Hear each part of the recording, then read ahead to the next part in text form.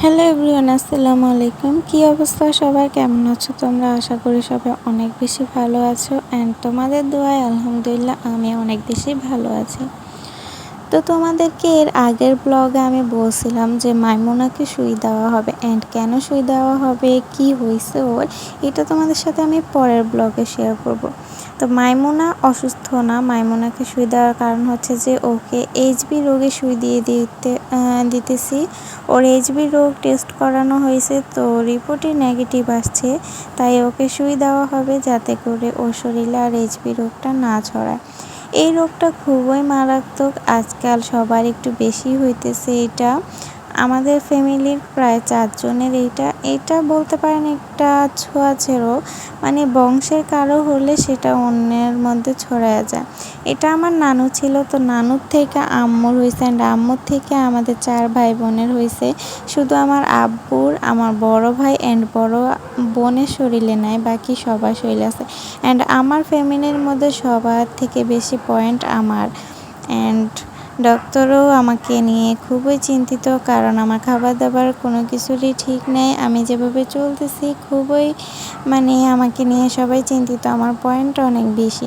তো যাই হোক, আমার কথা বাদ দিই। এখানে মাহিমাকে হচ্ছে এখন এইচবি রোগের সুইটা দেওয়া হবে। এটা হচ্ছে 4টা সুই দিতে হয় এইচবি রোগের জন্য। তো এটা ওর প্রথম সুই ছিল, আর দেখেন ও কী পরিমাণে কান্না করতেছে।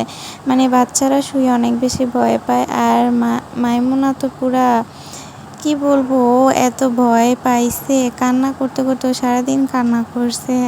আমাদের ফ্যামিলিতে যাদের যাদের নাই তারা সবাই এই সুইটা দিয়ে নিছে যাতে করে কারো শরীরে না ছড়ায়, কারণ রোগটা অনেক খারাপ, অনেক বাজে। আমার হয়েছে, সো আমি জানি কতটা খারাপ।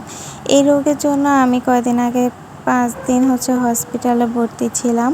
এত খারাপ, এত বাজে একটা রোগ, এটা অনেক বাজে। পুরো শরীরটাকে আমার ধ্বংস করে দিচ্ছে, এরকম একটা অবস্থা।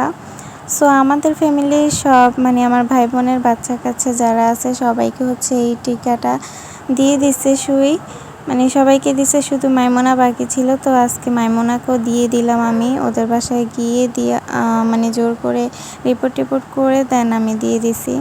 তো এখানে মাইমুনা এত ভয় পাইছে, দেখেন আমার সাথে কথাই বলতেছে না, রাগ করছে। ওকে বলছিলাম যে বাইরে ওকে নিয়ে যাইতেছি, রেস্টুরেন্টে নিয়ে যাব, মজা খাওয়াবো, বাট এনে ওকে শুই দিছি, তো এটার জন্য আমার সাথে রাগ করছে, কথাই বলতেছে না। তো যাই হোক, মাইমুনাকে শুই দিয়ে এখন আমি আমার বাসায় চলে যাইতেছি। বড় ভাবি আজকে আমাকে আমার বাসায় দিয়ে আসছি। ওদের বাসায় 1 সপ্তাহ হয়ে গেছে। আমার নিজের বাসা ছাড়া কোথাও ভালো লাগে না, নিজের বাসায় একটা আলাদা শান্তি পাওয়া যায়। সো এই রাস্তাটা আমার অনেক বেশি পছন্দের একটা রাস্তা, কেন জানি আমার এই রাস্তাটা অনেক বেশি ভালো লাগে। এখান দিয়ে গেলে আমার মন ফুরফুরা হয়ে যায়, বুঝি না, আমার খুব পছন্দের একটা রাস্তা এটা। আর রিক্সা আমার খুব ভালো লাগে রিক্সাতে চলাচল করতে। আর এখানে শহীদ মিনার দেখে তো আমি একটু খুশি হয়ে যাই। এটা নাকি ঢাকা শহর সবচেয়ে বড় শহীদ মিনার, এখান দিয়ে যাইতে অনেক কিছুই দেখছিলাম। সো বাসায় চলে আসছি, আর আমাকে দেখে আমার আম্মু খুশিতে অনেক আত্মহারা, আমাকে ছাড়া আমার আম্মু থাকতেই পারে না, পুরো আদর করে ভরিয়ে দিতেছে। আর এইদিকে আমি রোহানকে পাই অনেক খুশি, রোহানকে ছাড়া আমি খুব বেশি থাকতে পারি না। আমার আম্মু আমি কোথাও গেলে কান্না করে, আমাকে ছাড়া আম্মু একদমই থাকতে পারে না। আর আমি রোহানকে মিস করি।